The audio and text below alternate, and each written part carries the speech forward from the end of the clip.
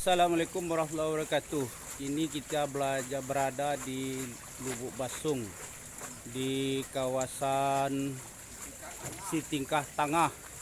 Nah, salah satu teknologi tradisional yang dimiliki orang Minang adalah kincir.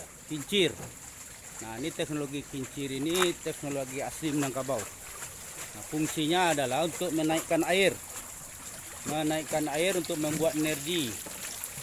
Nah, untuk menggerakkan, kalau yang di sini biasanya kincir ini untuk menumbuk padi, menggiling padi. Tapi yang di sini untuk membakar, untuk merendang kopi. Nah, ini perendang kopi namanya nih.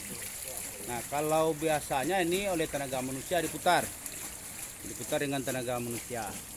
Nah, sekarang dengan kincir ini kalau dia aktif, ini dengan tenaga kincir berandang kopi ini diputar ketika api ini sudah dihidupkan.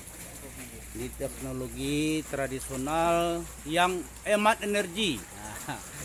Hemat energi, tidak pakai minyak, tidak pakai bensin. Bagus sekali. Ya, mudah-mudahan teknologi ini bisa bertahan terus sebagai kearifan lokal Minangkabau. Selamat pagi, demikian.